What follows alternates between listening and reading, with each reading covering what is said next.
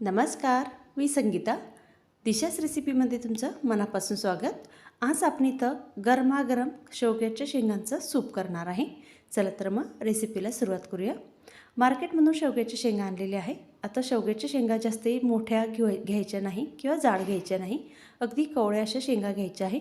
आता शेंगांची साल काढायची आहे. तर साल बघा अगदी अलगद कशी काढता येईल तर बघा अशा पद्धतीने सुरीने आपल्याला साल काढायची आहे. अगदी पटकन साल काढता येईल आणि शेंगासुद्धा तयार होतील. आता इथं सर्व शेंगांची साल काढून तयार झालेली आहे आणि सालही बघा पूर्णपणे निघालेली आहे. आता शेवग्याच्या शेंगा लगेचच आपल्याला शिजवून घ्यायच्या आहे. तर एका कढईमध्ये टाकायच्या. आता एक छोटासा लाल टमाटर घ्यायचा आणि छोटासा कांदा घ्यायचा. तर छोटे छोटे तुकडे करायचे आहे. नंतर आलं, लसूण आणि 2 हिरवी मिरची घ्यायची आहे. आता आपल्याला यामध्येच टाकायचं आहे कोथिंबीरच्या काड्यासुद्धा घ्यायच्या, म्हणजे सूपला खूप छान टेस्ट येते. नंतर खडे मसाले घ्यायचे आहे. दालचिनी, लवंग, काळे मिरे आणि तेजपत्ता घ्यायचा. नंतर आपल्याला यामध्ये पाणी टाकायचं आहे. आता अगदी चिमूटभर हळदसुद्धा टाकायची आणि चवीनुसार जाड मीठ टाकायचं आहे. जाड मीठ नसेल तर बारीक मीठ टाकलं तरीसुद्धा चालेल. व्यवस्थित मिक्स करायचं आहे आणि गॅसवरती आपल्याला आता शेंगा शिजवून घ्यायच्या आहे. शेवग्याच्या शेंगा शिजायला वेळ लागत नाही, तर त्यासाठी यावर झाकण ठेवायचं आणि अगदी 10 मिनटासाठी वाफ देऊन द्यायची आहे. आता 10 मिनटानंतर बघू शकता छान शेवग्याच्या शेंगा, लाल टमाटर, कांदा सर्व अगदी व्यवस्थित शिजलेलं आहे आणि शेंगासुद्धा खूप मऊ शिजलेले आहे.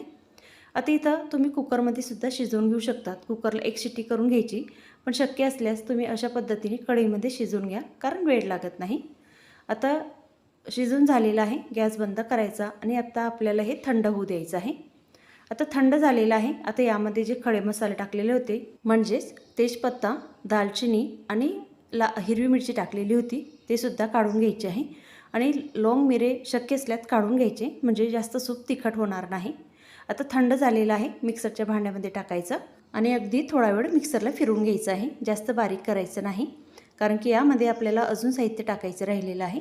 तर त्यासाठी बघा अशा पद्धतीने थोडं जाडसर बारीक करून घ्यायचं आहे. आणि लगेचच यामध्ये धुवून घेतलेला कोथिंबीर टाकायचा आणि पुदिना टाकायचा आहे. पुदिना टाकल्याने सूपला खूप छान टेस्ट येते. आणि अजून मिक्सरला फिरवून घ्यायचं आहे. आणि बघा अशा पद्धतीने छान अशी पेस्ट तयार झालेली आहे. अगदी साधी आणि सोपी रेसिपी आहे. रेसिपी आवडली असेल तर लाईक, शेअर, सबस्क्राईब करा.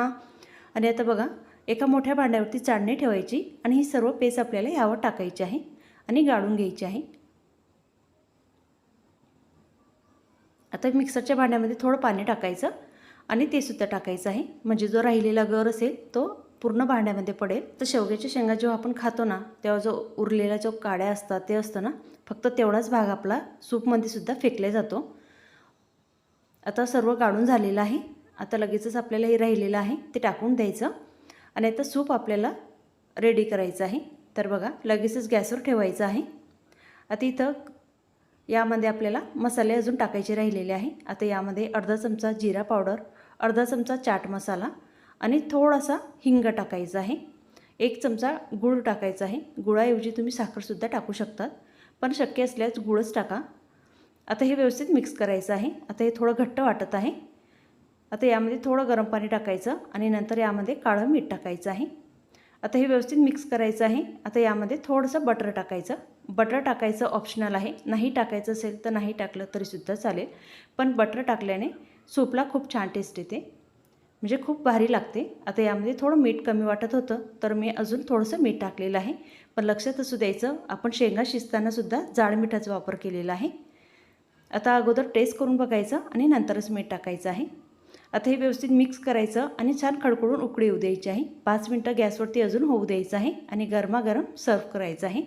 बघा छान थंडगार वातावरण झालेलं आहे. वरतून पाऊस चालू आहे आणि गरमागरम सूप. असं पावसाच्या वातावरणामध्ये गरमागरम सूप प्यायला खूप आवडते आणि तुम्हाला सुद्धा आवडत असेल तर ही रेसिपी तुम्ही नक्की करून बघा, कारण की अगदी साधी आणि सोपी रेसिपी आहे.